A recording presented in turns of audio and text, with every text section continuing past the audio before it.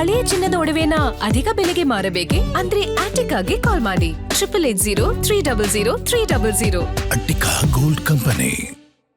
ಸ್ನೇಹಿತರೆ, ಇವತ್ತು ನಾವೆಲ್ಲರೂ ಕೂಡ ಘನತೆವೆತ್ತ ರಾಜ್ಯಪಾಲರನ್ನ ಭೇಟಿ ಮಾಡಿ ನಾವೆಲ್ಲ ಏನು ಇವತ್ತು ರಾಜ್ಯದಲ್ಲಿ ಆಗ್ತಾ ಇರ್ತಕ್ಕಂಥ ಒಂದು ಲೂಟಿ ಏನಿದೆ, ನೈಸ್ ಹಗರಣ ಇರ್ಬೋದು, ಬಿಡದಿ ಹಗರಣ ಇರ್ಬೋದು, ಜೊತೆಗೆ ಇವತ್ತು ಒಬ್ಬರು ಸಚಿವರು ಕಳಂಕಿತ ಸಚಿವರನ್ನು ತಗೊಂಡಂಥದ್ದು ಇರ್ಬೋದು, ಇದೆಲ್ಲದನ್ನು ಕೂಡ ನಾವು ಬೆಳಕಿಗೆ ತರಬೇಕು ಅಂತ ಸಾಕಷ್ಟು ಎಲ್ಲ ವಿಷಯಗಳನ್ನು ಕೂಡ ನಾವು ಸಂಗ್ರಹಿಸಿಕೊಂಡು ನಮ್ಮ ವರಿಷ್ಠರು ಎಲ್ಲರೂ ಕೂಡ ನಾವೆಲ್ಲ ಚರ್ಚೆ ಮಾಡಲಿಕ್ಕೆ ಸನ್ನದ್ಧವಾಗಿದ್ವಿ.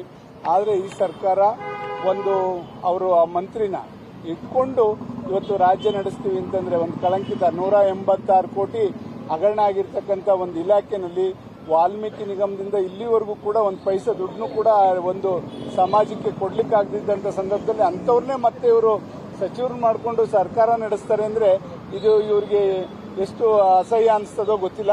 ಮತ್ತೆ ನೋಡಿದಂಥವ್ರಿಗೆ, ರಾಜ್ಯದ ಜನತೆಗೆ ಈ ತರ ಭ್ರಷ್ಟರು ಕೈ ಜೋಡಿಸ್ತಾ ಇರ್ತಕ್ಕಂಥ ಸರ್ಕಾರ ಅಂತಕ್ಕಂಥದ್ದು ಇಡೀ ಮನೆ ಮಾತಾಗಿರ್ತಕ್ಕಂಥದ್ದು ನಾವೆಲ್ಲ ಕೂಡ ನೋಡ್ತೇವೆ.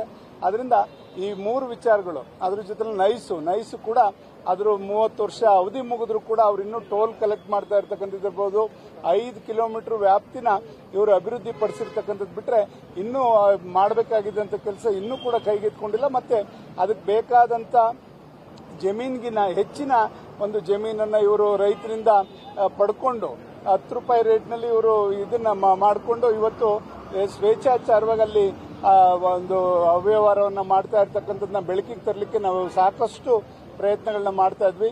ಖಂಡಿತ ಅದ್ರ ಜೊತೆಯಲ್ಲಿ ಟೋಲ್ ಕಲೆಕ್ಷನ್ ಇನ್ನೂ ಕೂಡ ನಿಂತಿಲ್ಲ.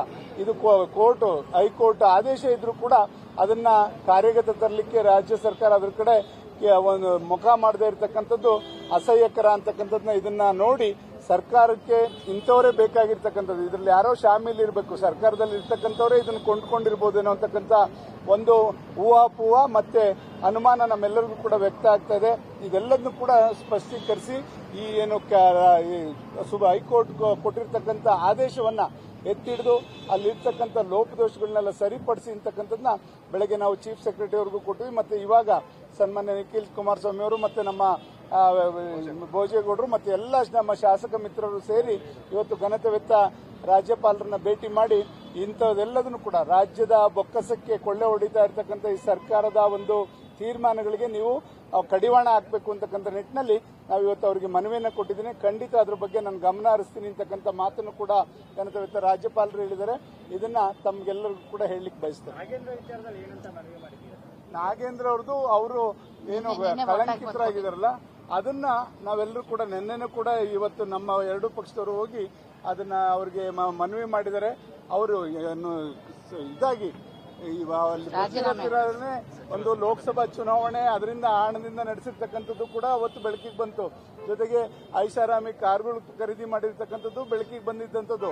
ಯಾವ್ದಾವ್ದೋ ಬಾರ್ಗಳ ಮುಖಾಂತರ ಈ ಹಣವನ್ನ ಹಾಕಿ ಅಲ್ಲಿಂದ ಅವರು ಬೇರೆ ಬ್ಲಾಕ್ ಮನಿ ತಗೊಂಡು ಚುನಾವಣೆಗೆ ಪೆಟ್ರೋಲ್ ಬಂಕಿಗೆ ಇದಕ್ಕೆಲ್ಲ ಹಾಕಿ ತಗೊಂಡಂಥದ್ದು ಇದೆಲ್ಲ ಬೆಳಕಿಗೆ ಬಂತು. ಇಂದಿನ ಮುಖ್ಯಮಂತ್ರಿಗಳು ಕೂಡ ಹೇಳಿದಂಥದ್ದು ಕೂಡ ಗೊತ್ತಿದೆ. 180 ಕೋಟಿ ಅಲ್ಲ, ಬರೀ 87 ಕೋಟಿ ಅಂತ ಸನ್ಮಾನ್ಯ ಸಿದ್ದರಾಮಯ್ಯನವರು ಕೂಡ ಒಪ್ಕೊಂಡಂಥದ್ದು ನಿಮ್ಮ ಮುಂದೆನೇ ಇದೆ. ಹಾಗಾಗಿ ಇದೆಲ್ಲದನ್ನು ಕೂಡ ಇಂಥವ್ರಿಗೆ ಕಳಂಕಿತರನ್ನ ನೀವು ಇಟ್ಕೊಂಡು ಸರ್ಕಾರ ನಡೆಸ್ತೀವಿ ಅಂತಂದ್ರೆ ಅದು ಸರಿನೇ ಅಂತಕ್ಕಂಥದ್ದು ನಮ್ಮ ವಾದ.